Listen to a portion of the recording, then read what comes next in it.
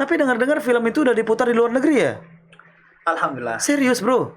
Itu bagaimana pendekatannya bro? Kok bisa anak peraya? Kamu peraya kan? Peraya. Kok bisa anak peraya? Iya. Filmnya diputar di Eropa dan di luar negeri dan di belahan dunia lainnya gimana? Iya. Nah, yang kita capture adalah yang nomor 2 itu gitu. Terharu, nangis, sejadi-jadinya Sedih karena karena kesedihan apa? gitu. Karena suaminya dipulangkan dalam keadaan meninggal dunia. Oh, bro, di Indonesia idealis nggak ada duitnya. Come on. Iya. Nggak cuma di Indonesia ya gitu.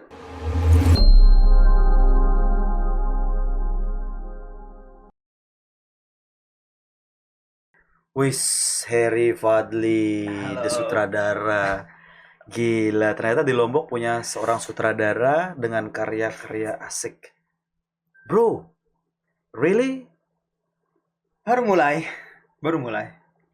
Are you sure? Iya, masih jauh sekali dari. Walaupun kelasnya itu adalah film festival, Yap. tapi sekelas Jamal itu, bro.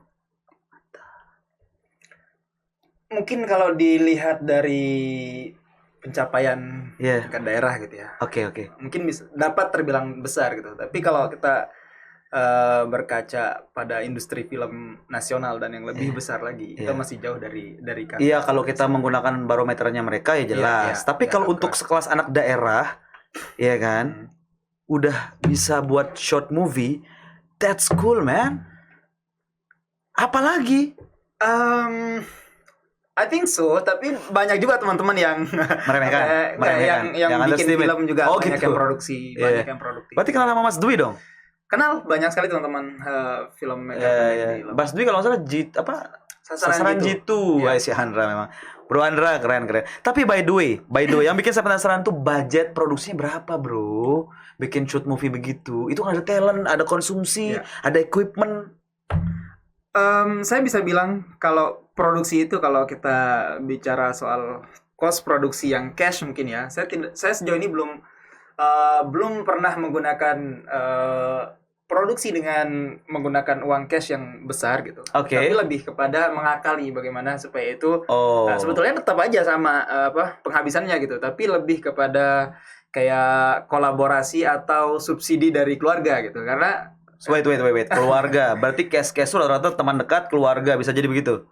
kru cast saya semuanya adalah keluarga. Kru dan cash. Iya. Hanya ada 2 orang Terus 3 orang di luar Jamal, di luar keluarga yang di Jamal. 3 orang yang bukan keluarga. Yang bukan keluarga. Terus itu ngelatihnya gimana, bro? Pasti talent itu, bicara talent, Iya. pasti dia butuh pengalaman, dia butuh insight, dia harus tahu bagaimana berakting dan lain sebagainya. Tapi kok seperti kamu bayar orang profesional gitu?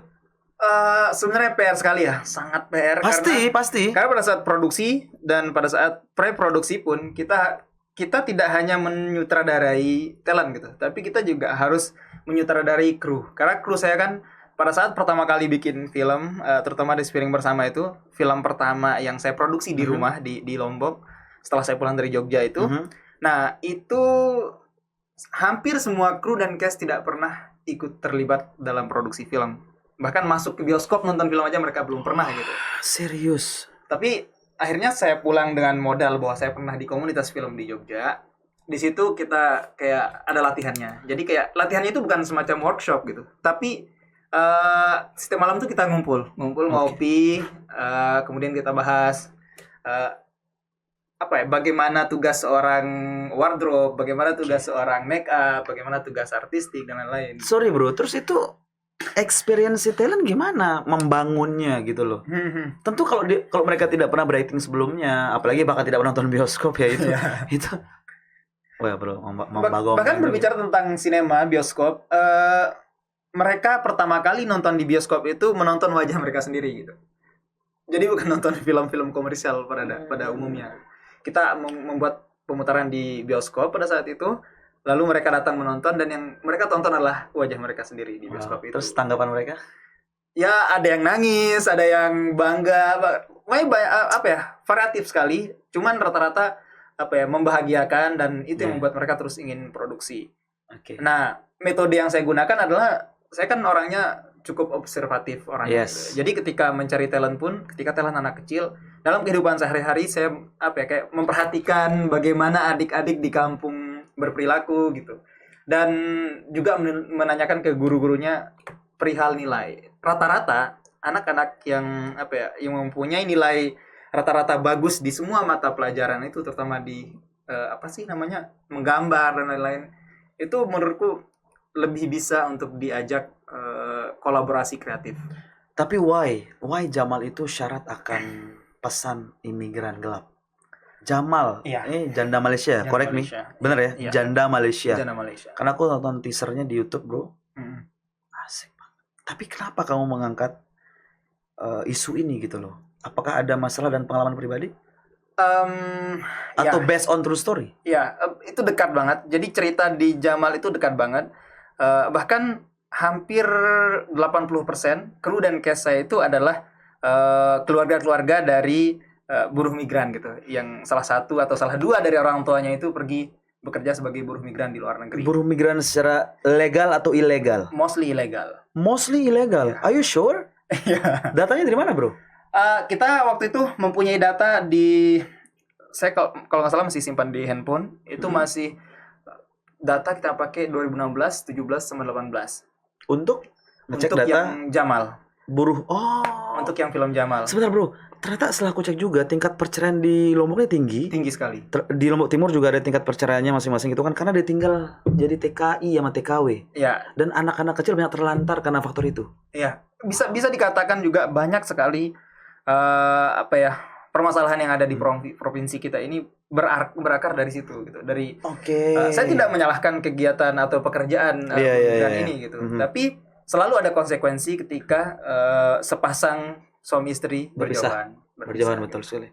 Berpisah jarak maksudnya ya. Iya, berpisah secara jarak. Karena gini, bro, mungkin pandangan mereka itu adalah ketika mereka kebingungan untuk menciptakan ekonomi yang bagus di daerah mereka tidak terpenuhi, sehingga mereka mencoba mencari peruntungan dengan kerja di luar negeri tanpa unskill ya. Iya. Hanya bermodalkan tenaga only, menjadi buruh kasar dan masa seperti yang penting hitungan gajinya ringgit gitu loh. Ya, atau dolar modalnya gitu. hanya nekat gitu. Modal nekat. Dan terkenal sekali di Malaysia itu, terkenal sekali orang-orang Lombok itu adalah orang-orang yang nekat. Yes, betul sekali. Betul. Wow. Hanya lulusan SD, SD, SMP, kayak pergi ke luar negeri, yang kemudian kayak ngikutin apapun kata dari tekong segala macam. Oke. So berarti ini kamu mengungkap sisi gelap buruh migran ilegal di film Jamal ini, di film short ini. Ya. Sebetulnya bukan sisi gelap gitu, tapi fakta lapangan yang terjadi gitu. Kita juga pergi ke kargo bandara pada saat itu, beberapa minggu sebelum kita syuting. Kita cek kembali apakah benar nggak sih data-data yang terjadi ini gitu. Kita menerima data pada saat itu, kalau nggak salah 80-an, 83 atau 86 kalau saya nggak salah. 86? Jumlah kematian yang buruh migran yang dipulangkan dalam keadaan meninggal dunia melalui BP3 TKI namanya pada saat itu. Buruh migran yang legal apa ilegal? Itu yang dipulangkan secara legal gitu. Nah, tapi katanya mereka bilang kalau itu tuh hampir setiap hari yang dipulangkan tidak tercatat melalui BP3 TKI pada saat itu gitu. Kalau sekarang BP3 MI ya kalau nggak salah namanya gitu. Nah, akhirnya kita pergi ke bandara, ke kargo bandara untuk mengecek gitu. Jadi sebentar, saya potong dulu. Ini bagian dari risetmu berarti? Bagian dari riset. Jadi bagian dari riset saya adalah sering nongkrong di daerah kargo bandara untuk mengecek kembali apakah beneran gak sih bahwa sering terjadi pemulangan jenazah yang bekerja di luar negeri gitu. Itu sebelum COVID ya produksian ini. Kaitannya apa, bro, dengan film kamu? Terus kamu meriset apakah banyak buruh imigran gelap atau resmi atau legal yang dipulangkan? Itu kaitannya apa dengan film nantinya? Karena film ini yang saya capture adalah kepulangan buruh migran yang dalam keadaan meninggal dunia. Nah, jadi pada saat itu kita bahkan sempat ikut menjemput jenazah yang dipulangkan. Oh ya? Ya, saya dari kargo bandara ke Lombok Timur pada saat itu kita ngantor, saya duduk persis di depan peti mati di dalam ambulans itu, duduk sama anak dari bapak yang meninggal itu gitu. Ini experience dapat banget berarti, bro. Ya, jadi itu experience itu, feeling itulah yang saya tanamkan dalam film. Berarti kamu merasakan tangisan keluarga begitu ambulan datang ke rumah. Iya. Bahkan dari bandara itu, dari kargo itu tidak ada tangisan gitu. Jadi kayak yang ada hanya diam gitu. Kita diam, mau menyapa keluarga yang ditinggalkan, mereka masih dalam keadaan berkabung gitu kan. Ya jadi saya hanya diam. saya hanya ngomong 2 kata kalau nggak salah pada saat itu, turut berduka. Terus saya duduk sampai di sana. Nah, perasaan yang paling tidak bisa saya gambarkan gitu adalah ketika pintu ambulans dibuka, sedangkan di luar itu udah banyak masyarakat keluarga yang nangis. Terus saya hanya bisa duduk melihat peti mati itu ditarik keluar. Setelah mereka semua jauh dibawa itu peti matinya, baru saya keluar dari sana. Berarti tangisan kamu dengar. Saya hanya bisa wow. Tapi saya juga pernah merasakan gitu sebagai orang di luar ambulans yang menunggu keluarga saya dipulangkan dalam keadaan meninggal. Jadi kita balik lagi ke film Jamal ini. Iya. Output apa yang ingin Bro harapkan dari karya ini, Bro? Karena sejatinya begini. Ketika Bro ingin menciptakan suatu karya, baik itu dari idealisme atau dari sisi ekonomi dan lain sebagainya atau apapun itu, pasti ada output yang diharapkan dong. Iya. Outputnya berarti ke arah mana? Outputnya banyak sekali gitu kan. Pertama, secara kerja sebagai seorang sineas gitu, saya pengen selalu produktif membuat film gitu. Tapi di sisi lain, saya pengen juga film saya tidak hanya sebagai hiburan atau sebagai ajang-ajang produktif doang gitu. Saya Ajang pengen gaya-gayaan. ya gaya-gayaan doang gitu sebagai filmmaker. Kalau saya produktif, saya juga gak pengen yang kayak gitu gitu. Jadi ini adalah bagian dari berbicara menggunakan medium film untuk menyampaikan keresahan saya sebagai masyarakat yang bahkan sejak lahir melihat adik-adik, keluarga, sepupu yang setiap hari mungkin ada yang menangis, bahagia segala macam, tapi tanpa orang tuanya itu gitu. Jadi kayak tumbuh dan berkembang. Di samping alhamdulillahnya saya dan kedua orang tua saya sejak lahir itu bersama gitu, karena bapak saya, almarhum bapak dan ibu itu nggak pernah pergi merantau. Pernah sekali ke Bali, cuman 3 minggu terus nangis pulang almarhum bapak gitu. Jadi kayak nggak ada bakat merantau lah. Homesick ya. Homesick. Jadi wow, dari nonton teasernya doang, film itu buat gloomy, Bro. Ya, bawaannya sedih, ya kan. Bahasa Sasaknya dapat banget gitu kan. Dan wow, ini sih keren banget. Tapi dengar-dengar film itu udah diputar di luar negeri ya? Alhamdulillah. Serius, Bro? Itu bagaimana pendekatannya, Bro? Kok bisa anak peraya? Kamu peraya kan? Peraya. Kok bisa anak peraya? Iya. Filmnya diputar di Eropa dan di luar negeri dan di belahan dunia lainnya, gimana? Iya. Pada saat itu begitu selesai produksi, kita langsung dihantam oleh COVID-19. Jadi proses pro-production itu post-productionnya itu pada saat COVID-19 gitu. Jadi pada saat itu yang bisa saya lakukan adalah submit ini film ke sebanyak mungkin festival. Tentunya dengan mempelajari festival-festival di mana kita submit film itu gitu. Saya juga nggak mau sembarangan karena banyak sekali festival-festival abal-abal gitu kan. Oke. Nah, pada saat itu kita premier di Jogja Netpack Asian pertama Film kali Festival. Kali itu premiernya. Ke Jogja, berarti semua talent di bawah.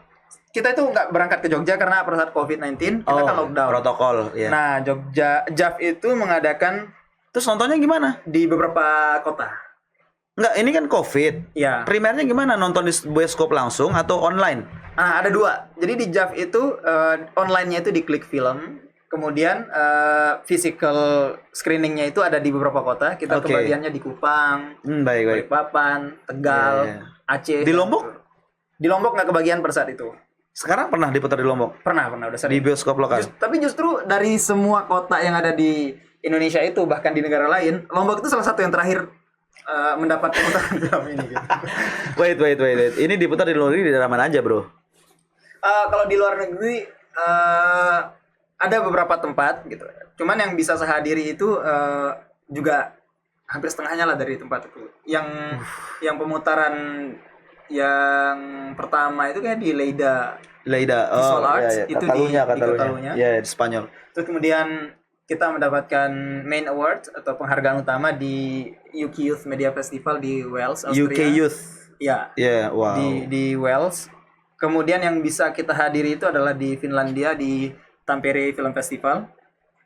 Terus di Kanada Toronto Relation. Di Toronto. Iya. Kemudian di Malaysia di Sarawak. Terus terakhir itu kalau Jamal saya juga agak bingung ya, kalau Jamal itu laki sekali itu. Jadi kayak jalannya itu bagus sekali. Bahkan pernah menjadi film pembuka, salah satu dari banyak film pembuka di festival Tampere dan di Show Me Short. Oke, di bro. New Zealand. Bro, itu luar biasa. Tapi bro, kita kan bicara dari segi ekonomis, bro. Iya. Kamu produksi film pasti ada dana yang dikeluarkan. Oke. Tapi returnnya ke kamu apa, bro? Hanya sebuah kebanggaan semata atau kamu biar bisa dapat validasi atau apa? Karena jujur, banyak beberapa produser atau sineas-sineas di luar sana, di Indonesia khususnya ya kan, mereka sudah mulai mengikuti pasar. Iya, iya. Ya kan? Nah, kamu ini geraknya ke arah mana? Saya sejauh ini masih bergerak independen gitu. Festival yang membesarkan saya gitu, dan saya tahu film, nonton banyak film juga dari festival gitu. Nah, artinya untuk saat ini saya masih fokus kepada penciptaan saya sebagai seorang penciptaan karya film gitu. Dan semisalnya one day gitu kan bisa membuat film itu bisa menghasilkan uang, alhamdulillah gitu. Tapi poin utama saya yang pertama adalah menyelesaikan film itu sebaik mungkin dan tanpa mempertimbangkan bahwa pokoknya film ini harus menghasilkan uang sini. Oke, niatnya berarti bukan untuk menciptakan rupiah dulu, tapi untuk gaining something, untuk dari kepercayaan diri, dari experience, portfolio dan lain sebagainya. Edukasi berarti bro ya.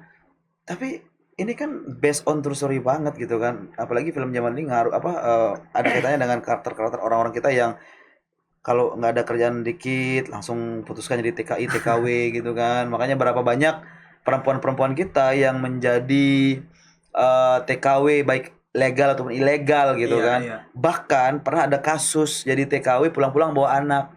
Banyak ya? Banyak. Wow. Termasuk kemarin saya pada saat tinggal di Malaysia itu, saya ketemu di di satu apartemen lah gitu, satu lingkungan apartemen di sana dengan orang Lombok gitu, yang akhirnya jadi bibi angkat kita dan sampai sekarang tuh jadi kayak keluarga gitu. Kamu di Malaysia ngapain? Saya menyelesaikan studi di Malaysia juga. Wah, nah, bro, serius? Ya. Jurusan Visual Communication and New Media. Suhu bro. Wih, luar biasa, gila. Masih belajar juga tapi. S2? Iya, alhamdulillah. Gila.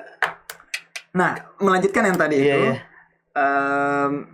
Bibi ini juga mempunyai anak yang dia dapat dari majikannya. Pada saat bekerja di Malaysia, di Arab. Jadi majikannya. Sebelum dia ke Malaysia itu dia di Arab dulu. Oh. Nah, kalau lihat wajah anaknya itu ya Arab sekali gitu. Oh gitu. Dia di Lombok sekarang. Begitu. Jadi kayak keren sih. Dan banyak sekali gitu. Terjadi juga di desa saya kemarin, ada yang dapat dari Taiwan gitu. Anaknya Taiwan sekali gitu. Ibunya Lombok sekali. Sama kayak di Puncak sih baru di Bogor ya. Kan banyak anak-anak Iya, kan. Karena ada kawin kontrak kan. Karena si bule-bule Arab-Arab ini kan enggak mau zina, bro. Iya. Mereka liburan ini kan gak bawa istri masalahnya. Jadi daripada gue zina mending kawin kontrak aja gitu kan, halal gitu kan. Saya nggak tahu apakah seperti itu cara kerjanya, saya nggak tahu. Yang penting yang jelas informasi yang beredar itu adalah banyak anak-anak Arab di Bogor itu yang yang berkeliaran, mereka besar dan bersekolah tapi bapaknya nggak ada.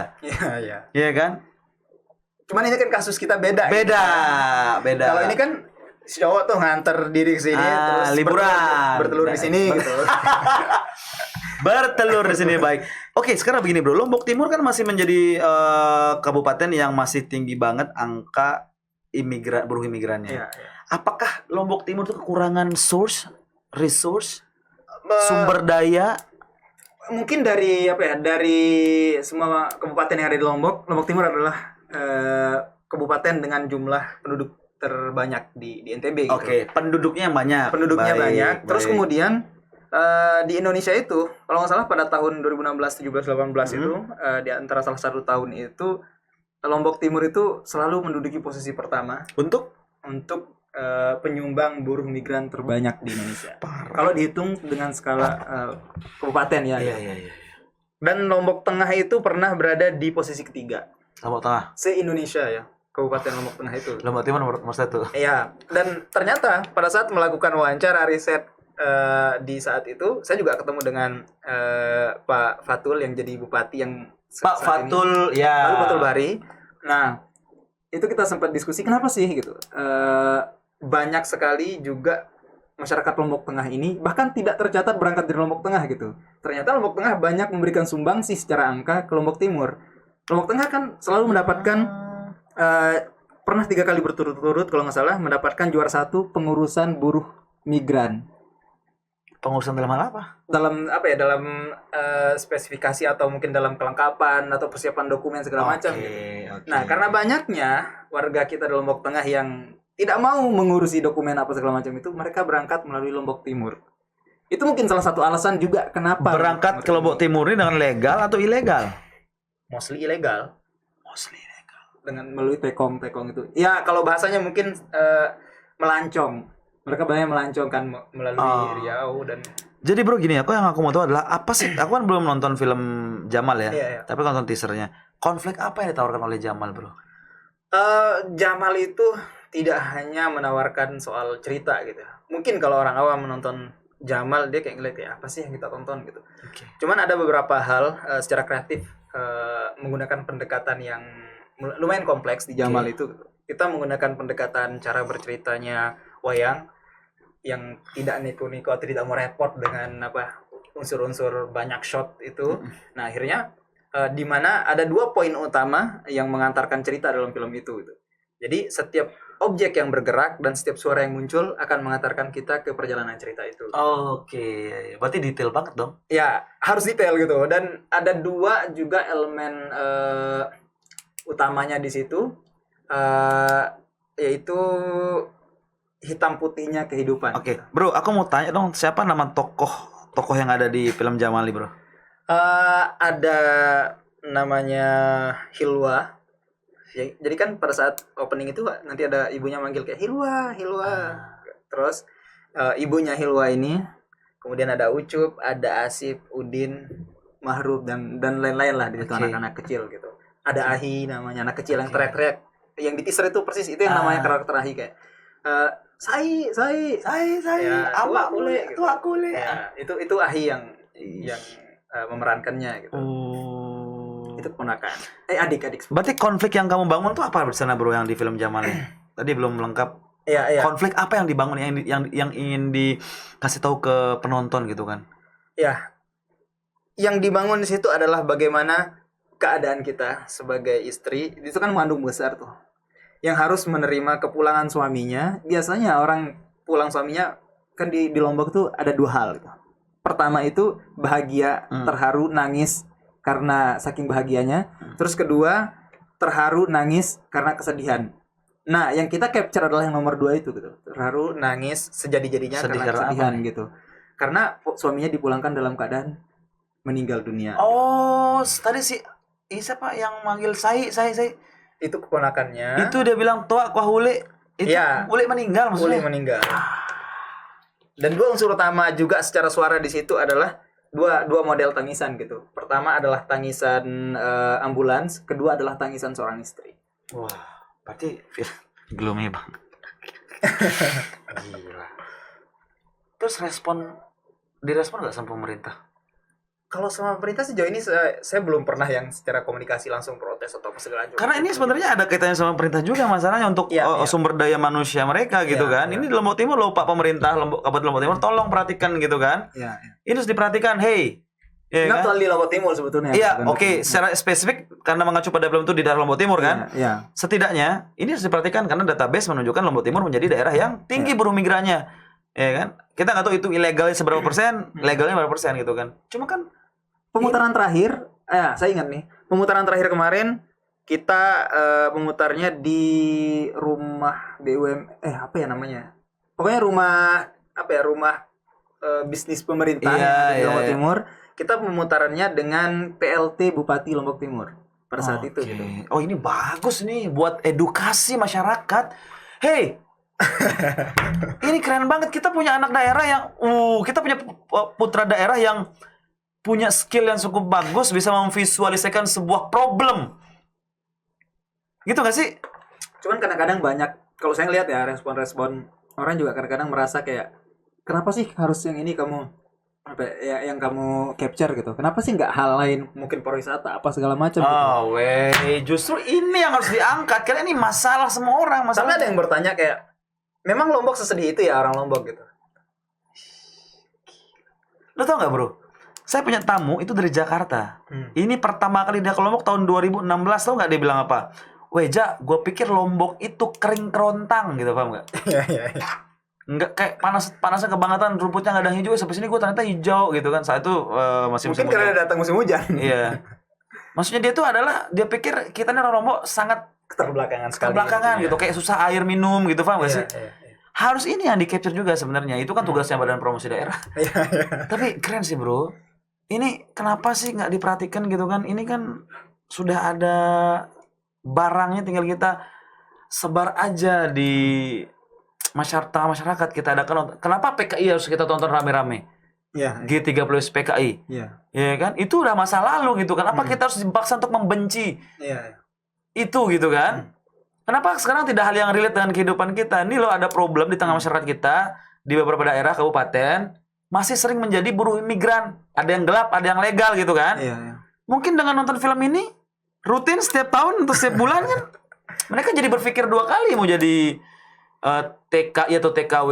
Apa mungkin mereka yang nggak tertarik gitu ya? Karena saya selalu meng-capture masalah mungkin. Bisa gitu. jadi. Karena terakhir juga film saya judulnya. Atau mungkin film kurang keren bro. Bisa jadi karena ada yang merespon kayak ini apa sih gitu, nggak jelas sekali gitu. Oh iya. Nah terakhir justru ketika bikin film judulnya Blue Poetry, film pendek juga itu tentang sampah plastik yang ada di lautan Lombok gitu. Oke. Jadi kayak Aduh kayak, bro, saya kadang merasa bersalah karena bahas kok sampah. yang jelek-jelek aja sih. Bro, yang jangan saya bahas sampah capture deh. gitu. Nah ini film harus lu banyain bro ya. Lu tau gak, gue di perempatan Sriwijaya McD Hah? itu ada lihat mobil mewah bro. Iya. Buang sampah dari dalam mobil, dilempar keluar. Jadi mobilnya dibuka, seret. Terus Sampahnya ampas permen relaksa dikeluarkan, dilempar dari dalam. Gue Ya kan, teriakin, kita begitu. gue teriakin dong, weh goblok, sampah lu nih gue pungut. Semoga yang itu nonton ya. karena memang apa ya, kayak mental masyarakat kali ya kalau menurut saya gitu. Kita ketika ada di luar gitu, di negara orang yang sangat taat secara hukum itu, kita tuh bahkan sampai kantong apa ya, Dikantongin, bungkus iya, bener. plastik Iya. kita itu bahkan sampai lupa harus buang sampai ke bawah ke Lombok gitu. Ini masalah kesadaran sih bro, awareness. Tapi sekarang sebentar dulu, kenapa setahu saya Lombok Timur tuh punya sumber daya alam yang luar biasa bro. Iya. Mereka kalau nggak salah punya tambang emas, kalau nggak salah. Baru-baru ini lagi viral di sungai di daerah Montong Betok kalau nggak salah di mana gitu. Ada warga itu mimpi Iya. ada emas katanya. Oke. Setelah kesana beneran bro ada. Saya baca beritanya pagi ini bro. Dan Saya justru nggak update soal itu. dan berduyun-duyun orang kesana ke sungai itu untuk cari emas, dan ada yang dapat 1 gram, ada yang sakiram sampai hanya ditutup sama pemerintah desa gitu kan, untuk menghindari hal-hal pencemaran lingkungan, perusakan lingkungan gitu loh. Jangankan emas gitu ya. Orang bermimpi atau berhalusinasi melihat bidadari turun aja, warga kita iya kan? Jangankan emas. Ingat nggak soal apa ya yang kayak kemarin beberapa tahun lalu yang ada katanya ada bidadari jatuh di air semua air. ya. Terus ada satu fakta atau kejadian unik yang saya pengen banget jadiin film. Dimandiin ya, diambil airnya. Iya, dia nggak cuma dimandiin ya, tapi ada satu bapak-bapak di situ. Dia datang mandi berobat, Sembuh. terus pulang-pulangnya itu dalam tanda kutip itunya tidak apa ya kayak berdiri terus gitu, jadi kayak berdiri terus karena dia kencing, karena dia kencing di Plastik kateter. enggak, dia kencing di dalam kolam itu. Dan tahu apa yang terjadi? Bapak-bapak yang lain banyak yang berduyun-duyun kencing ke sana supaya berdiri itunya. Gila mah. Itu kayak Semoga air itu nggak ada yang minum ya.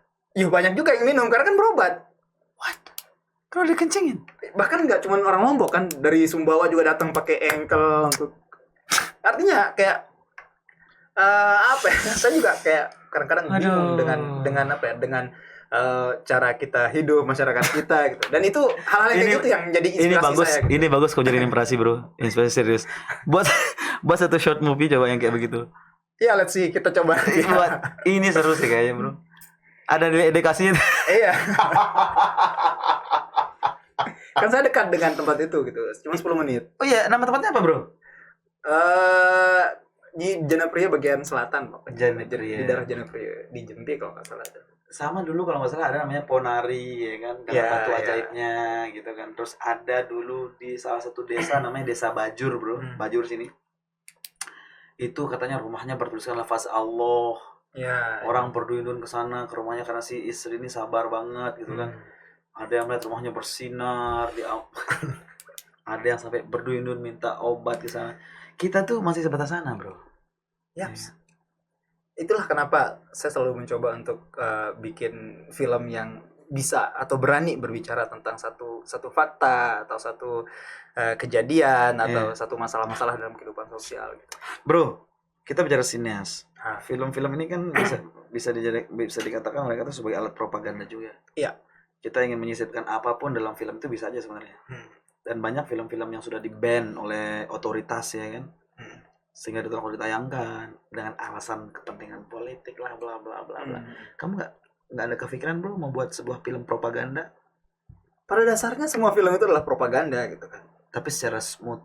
Ya, secara smooth. Ya kita katakanlah sekarang Amerika gitu kan. Yeah. Pernah nggak Amerika bikin film-film layar lebar atau katakanlah Marvel yang lemah gitu? Nggak mungkin kan? Nggak mungkin. Karena itu akan membentuk persepsi penontonnya bahwa negara ini superpower gitu. Betul. Tapi pada faktanya kita nggak tahu kan apa Amerika itu apakah memang sekuat itu. Iya gitu. lagi bro. Nah Indonesia gitu. Iya lagi bro, Indonesia di filming kayak begitu pun kelihatan banget kita nih lemah gitu kan. Karena pada masa kelahiran pertamanya juga festival film itu ada juga sebagai film kita apa coba? Sinetron kan? Sinetron ya kan, layar lebarnya juga percintaan, horor movie ya kan, yang banyak ketelanjangan, seksi-seksi gitu kan. Iya juga ya. Saya penggemar Marvel bro by the way dari SMP, masih baca komik saat itu. Komiknya pun itu kita ada teman kita kaya satu. Dia bapaknya kaya, suka keluar kota dan bawain dia komik. Salah satu komik itu dia punya komik Marvel. Di situ ada kelihatan Iron Man versi jadul gitu kan. Hulk. Jadi seneng karena kan dulu kebanyakan gambar. Kita kan dulu anak-anak zaman dulu ini kan sukanya baca sesuatu yang banyak gambarnya, bro, bukan yang banyak tulisan gitu kan. Dari situ kenal karakter-karakter superhero dan saya berpikir seketika ini negara pembuatnya pasti negara dia sesuai dengan apa yang tulisan di komik itu, bro. Super power, dia bisa mengendalikan ini itu. Keren juga ya. Tapi pada akhirnya film Jamal ini udah beberapa orang menikmatinya. Terus sekarang so what gitu loh. Saya atau filmnya? Kamunya dulu deh. Kalau saya saat ini masih terus berprogres, sedang juga menulis beberapa treatment sinopsis untuk film panjang dan juga sedang on progress di produksian film pendek dan mungkin lebih banyak mengikuti kegiatan-kegiatan dan lagi memperbanyak tontonan literasi soal soal nggak cuma soal film gitu tapi soal kejadian-kejadian yang terjadi di masyarakat. Lebih banyak analisis film juga yang dilakukan gitu. Ya, dengan harapan tahun depan mungkin sudah bisa ada progres terutama di film panjang pertama. Bro, sorry ya, boleh ngomong nggak? Apa itu? Jujur. Ya. Udah nikah? Sudah. Berarti menghidupi istri dari mana, bro? Kalau that's the point gitu. Yes, of course. Karena sejak kenal sama istri 2 tahun belakangan, jadi kayak saya banyak diskusi dengan dia soal saya bekerja sebagai ini gitu. Model pekerjaan saya ini dalam waktu dekat tidak bisa menghasilkan angka yang besar gitu. Tapi ketika one day dia bisa meledak, insya Allah dia akan meledak dengan besar gitu. Cuman kita perlu bersabar. Jadi dia sambil dia juga sambil kerja gitu. Saya juga alhamdulillah ada lahan peninggalan orang tua, lahan pertanian. Jadi kayak menanam padi, menanam tembakau. Berarti kamu orang kaya, bro, karena ada sawah ladang. Kalau dibilang orang kaya, tidak banyak. Orang gitu. berada lah. Insya Allah. Karena ada sawah yang kamu garap. Ya. Oh, berarti ini bagian dari hobi berarti ya, jadi sineas ya. Justru buat saya pekerjaan utama saya adalah main job sineas. Okay. Dan pekerjaan lainnya adalah hobi juga, nyeduh kopi apa segala macam. Bro, sekarang begini loh, bro. Kan banyak production house ya kan. Banyak kayak MD Entertainment lah, Falcon. Ya apalagi luar negeri, you name it lah gitu kan. Untuk engage sama mereka kan butuh proses panjang, bro. Iya. Sekarang logikanya adalah, saya percaya banyak adalah anak-anak bangsa kita yang seperti kamu, bahkan yang lebih ya kan, yang terkendala oleh industri ini. Iya. Industri ini kan duitnya gede, bro. Kamu bayangin orang-orang gila-gilaan aja nontonnya 10 juta, yang nonton 10 juta. Oh, bayangin lah 35.000 dikali 10 juta views, pembelian tiketnya di bioskop berapa miliar, puluh miliar itu kan Iya, gitu. iya. Bahkan ada yang sampai ratusan miliar kan. Kamu nggak ada niat mau buat film yang semisalkan itu konsepnya gimana sih gitu loh? Sebenarnya perjalanan kita atau portofolio kita di festival film gitu, membawa film kita ke festival lebih bisa apa ya, terpilih atau diputar di festival-festival besar gitu. Oke. Itu juga menjadi portofolio yang bisa membuat katakanlah PH-PH besar atau investor besar untuk membantu kita produksi gitu. Nah, saya juga dapat tawaran-tawaran itu gitu dari PH yang ada di Jakarta gitu. Dan cuman untuk film panjang pertama saya selalu katakan saya pengen independen di film panjang pertama. Kita lihat di film panjang pertama supaya saya pengen pure. Inilah saya dengan segala hal yang saya bisa sebagai sutradara dan penulis di film panjang pertama saya gitu. Nah, untuk film panjang kedua, ketiga, dan selanjutnya, saya cukup terbuka untuk melakukan. Berarti kamu cukup idealis, bro. Bisa jadi. Bro, di Indonesia idealis nggak ada duitnya. Come on. Iya. Nggak cuma di Indonesia ya gitu. Cuman ketika saya selalu yakin bahwa selalu ada jalannya gitu. Karena kamu belum besar, bro. Iya, memang belum besar. Mungkin kalau kamu sekelas Hanung Bramantyo idealis boleh lah ya. Ini kan masih kecil. Maksud kenapa nggak? Why not you try from the small community?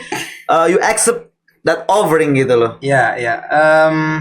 Saya masih berdiri pada keinginan saya sendiri untuk saat ini. Oke, baik. Dan saya selalu pengen diingat bukan karena angka penontonnya gitu, karena fantastisnya hasil penjualan gitu. Yes. Karena itu ingatan karena banyak penonton sebanyak apa sih yang bisa diraih penonton kalau di Indonesia doang gitu. Nah, cuman ketika film kita memiliki isi atau keberagaman atau kekayaan cara bercerita, itu justru bisa diingat jauh lebih panjang, bahkan dijadikan pelajaran gitu. Nah, katakanlah sekarang Jamal gitu. Saya tidak pernah bahkan menyangka bahwa film Jamal itu dan film Spiring Bersama bisa menjadi objek atau subjek penelitian dari mahasiswa, salah satu mahasiswa dari UGM yang mengkaji tentang dua film ini gitu. Dan itu adalah tesis, bukan skripsi gitu. Jadi tesis S2 berarti. Tesis S2 gitu. Jadi saya bahkan nggak pernah berpikir bahwa film ini bisa dianalisis. Oke, berarti kamu ingin menciptakan sebuah legacy berarti. Bisa dibilang begitu mungkin ya. Biar kamu punya legacy, ya kan? Mungkin orang bisa mengambil manfaat dari semua itu. Iya. Oke. Tapi kalau untuk produksi film panjang, bro, yang durasinya hampir 90 menit, ada bahkan yang panjang sampai 95, 120 menit ya. Itu kan biaya produksinya nggak sedikit, bro. Iya, memang. Kita realistis aja gitu loh. Iya. Oke, pun kalau film nanti jadi gitu kan, bagaimana cara balikin modalnya? Masa kita mau bakar duit begitu aja kan nggak mungkin. Iya, itulah poinnya gitu kan. Bahkan untuk membuat film panjang kan tidak hanya bergantung kepada durasi gitu. Betul. Untuk mengatakan bahwa film ini menghabiskan duit banyak apa enggak gitu. Ada kok film yang 4 jam, yang 9 jam bahkan ada gitu dari Philippines. Nah, tapi itu memang tantangan saya pada saat ini gitu. Mengumpulkan uang, mendapatkan uang yang betul-betul idealis, orang yang pengen bakar uang dah gitu untuk menyelesaikan karya ini gitu. Nah, masalah film ini nanti bisa menghasilkan uang apa enggak, itu urusan kedua gitu. Kalau misalnya menghasilkan uang itu bonus dan alhamdulillah. Wah, luar biasa. Berarti kamu harus harus mendapatkan angel investor berarti. Iya. Bisa jadi. Itulah ya, angel investor. Iya, bisa jadi. Angel investor harus orang yang tepat juga kan? Iya. Jadi dalam jangka panjang ya kan. Yang penting kamu megang hak patennya aja kan gitu kan. Cuman memang karena perjalanan ke beberapa festival kemarin gitu, akhirnya kan kita kenal, komunikasi tetap berjalan teman-teman yang di luar.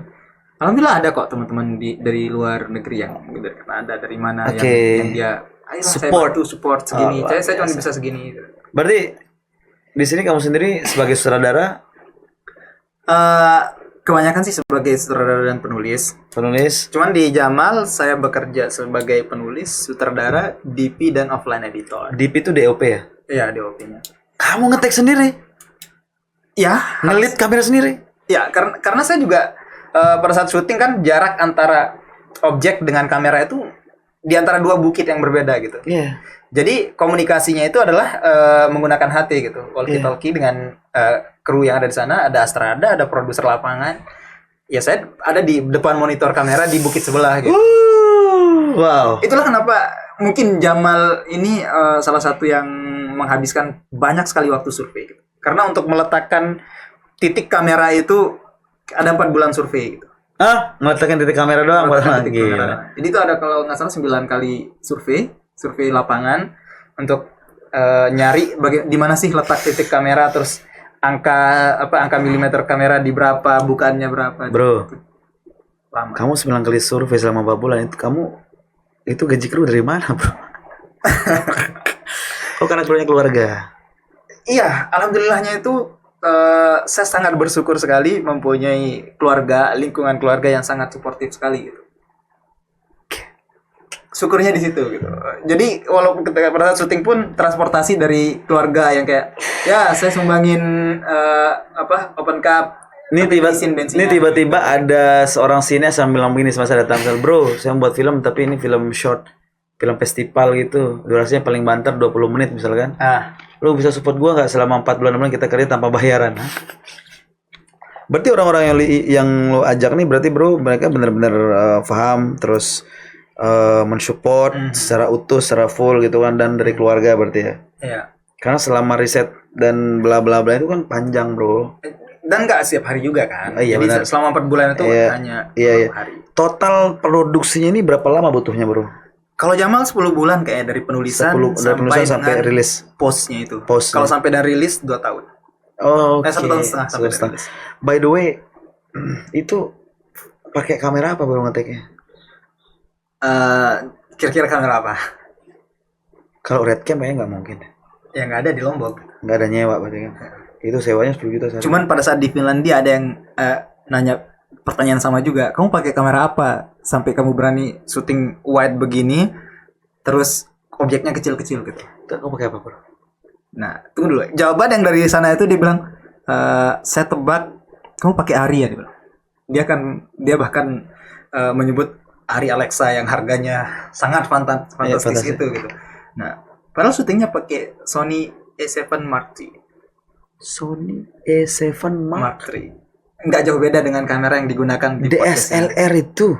Mirrorless. Oh, mirrorless. Ya. Nggak jauh beda speknya dengan kamera yang digunakan oleh podcast ini. So, berarti ada pengaruh di lensa juga dong? Ya, cuma lensanya kita pakai waktu kita pakai Canon 70-200 yang is3. Sebentar bro, aku minjem. Bro, coba bro, halo kru, bros. Gak. Li, coba tampilin dong cuplikan Jamal Li teaser di YouTube sekali ya. Oh, ada. Ada. Tolong Li sekali Li. Jamal.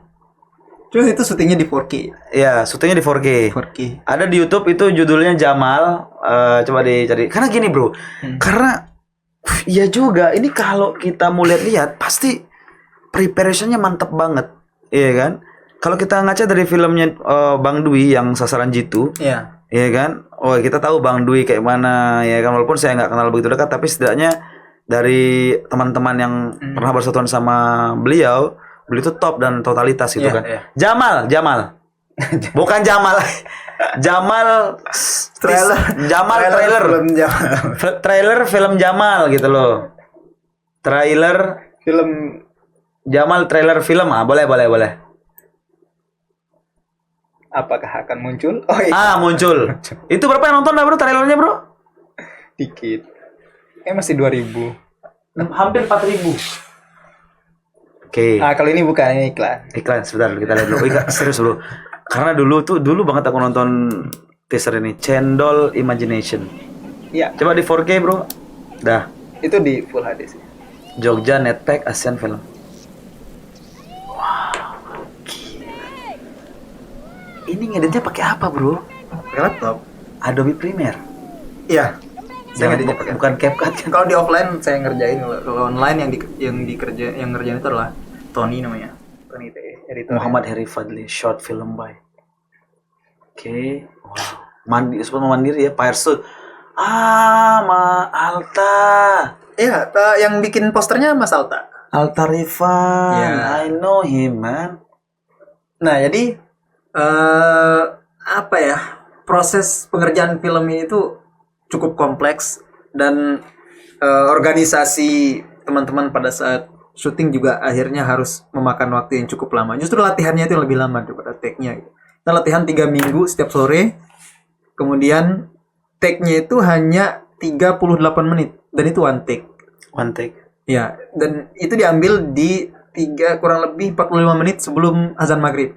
Karena memang dari banyaknya waktu waktu survei yang kita lakukan dari pagi, bahkan kita kadang-kadang subuh sudah di lokasi syuting untuk survei gitu kan. Ternyata sore yang paling cocok gitu. Sore. Karena dari segi coloring. Iya, sore 45 menit sebelum maghrib. Dan kalau salah di hari itu, maka harus di-retake lagi besok sorenya. Oke. Jadi resikonya sangat besar. Paham. Untuk syutingnya sekali sekali salah dia berarti akan langsung ngulang. Cost-nya 2 kali lipat gitu. Iya benar sih. Nah, makanya kita menghabiskan waktu latihan dan preparation itu. Ini kayak Ya'juj dan Ma'juj pas jebolin tembok Zulkarnain. Kalau udah maghrib ya pulang. Besoknya mulai lagi. Wih, sebesar itu ya foto bro ya? Ya mau nggak mau gitu untuk merealisasikan visual dan alur. Ini benar-benar luar biasa bro. Kayak aku ngelihat sesuatu yang akan besar terjadi pada film ini. Tapi dengan dengan orang yang tepat. Bayangin kalau film ini ditonton sama Siapa? sama let's say production house. Iya. Karena mereka tertarik, why not gitu kan? Ya kan, jadi film, keren bro. Ya. Kita lihat saja lah. Karena kalau saya ini kan orangnya pedagang bro.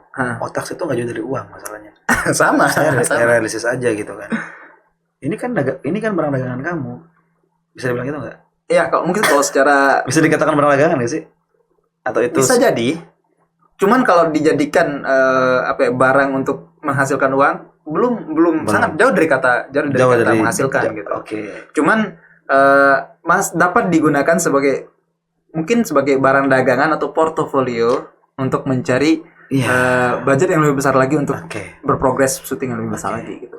Harapan kamu ke depan? Harapan untuk diri saya secara pribadi itu semoga semangat saya masih tetap sama, bahkan meningkat lagi untuk produksian untuk terus produktif membuat film. Ketika kita menikah tuh banyak kita dihadapkan variabel X, hal-hal di luar kendali dan kontrol kita bro, ya kan. Belum punya anak berarti? On the way, Masya Allah, congratulations ya. Apalagi besok anak sudah ada, kita kerembeng-kerait bro. Waduh, itu waktu udah nggak ada hampir bro, karena kita sibuk merawat anak soalnya. Luar biasa. Kalau harapan untuk teman-teman kru sih, karena kita selalu bermimpi lebih besar lagi, otomatis waktu yang harus kita keluarkan dan usaha yang harus kita keluarkan juga akan jauh lebih besar dan berlipat-lipat daripada apa yang sudah kita lewati. Luar biasa. Tapi bro, by the way kamu juga produksi kopi katanya? Ini sebenarnya berasal dari Berasal dari riset bikin film gitu. Jadi 2018 ketika saya balik ke Lombok itu, saya pengen bikin film tentang kopi NTB gitu. Kayak filosofi kopi. Saya lebih ke dokumenter. Rencananya lebih ke dokumenter gitu. Cuman akan meng-capture semua kopi yang ada, peredaran kopi yang ada di NTB. Termasuk Sembalun, Tambora dan macam-macam gitu. Iya, termasuk tangkulak-tangkulaknya. Iya. Nah, tapi ini akhirnya kamu buat kopi prolog, the trilogy presented by Mazhab Kopi. Wih, ini wanginya bro, keren banget. Iya. Fruity kayak ini. Itu dari riset 2018 itu untuk rencananya untuk buat film dokumenter, sampai sekarang 2024 masih dalam kondisi riset, justru produk kopinya yang duluan jadi gitu daripada filmnya. Berarti ini udah bisa ngasilin duit dong? Sebetulnya harusnya sudah bisa ngasilin duit gitu, tapi masih belum betul-betul jor-joran kayak promosi gitu. Jadi kayak pun di rumah tidak dalam bentuk kafe kopi gitu, tapi kayak slow bar gitu. Slow bar. Nah, hanya teman-teman yang Iya. ya kayak semacam DM dulu untuk berarti kapan permintaan gitu. by request Ya. ya kan. Dan Bro, itu juga menyediakannya beans, bukan beans yang ya, jago murah. ngopi nih, Bro. Datang weh, pire, seket, Ya, sedengar, segelas kan. Itu apa Del? Luar biasa Harry Fadli. Luar biasa, Bro. Thank you. Ini sangat menginspirasi sekali buat saya pribadi. Saya menangkap satu hal di situ. Sekecil apapun karya kita tetap semangat. Betul. Ya kan? Dan tetap produktif. Dan menurut saya ada satu lagi yang saya tangkap, yaitu saat kamu ada produk, pasti ada pembelinya. Iya. Karena ada pembelilah kamu menjual. Oh! Yes, luar biasa obrolan hari ini. Ih, keren sih, Bro. Aku nggak nyangka ada anak NTB yang kayak kamu dan luar biasa, sangat menginspirasi sekali. Kayaknya kita harus Terima kasih ngobrol banyak. next tentang kopi, atau datang sih sama Mas Alta atau Bang Dwi, kayaknya seru ya. Mungkin datang ke Masuk Kopi kali ya. Masuk kopi. Iya. Lokasi di mana, Bro? Lokasi? Di Lombok Tengah, di tengah kampung. Jadi Ah. slow bar dengan village vibes. Oh, itu pasti keren. Kalau kita bawa boleh kan asik ya. Yoi. Tamu-tamu habis dari ganti kan? Ganti. Dari Panteping ke itu dari Keruak, asik. Iya, pasti akan lewat situ. Pasti. Melimpir 1 kilo ke dalam, ke kanan ya. Iya. Ke kanan dari Mataram atau kanan dari Lombok Timur? Dari Keruak. ke kanan dari Panteping. Oke, berarti utara jalan. Utara jalan. Alright. Thank you voters buat kamu semua. Jangan forget to Thank you, subscribe, guys. follow and comment. See you next time and Bye.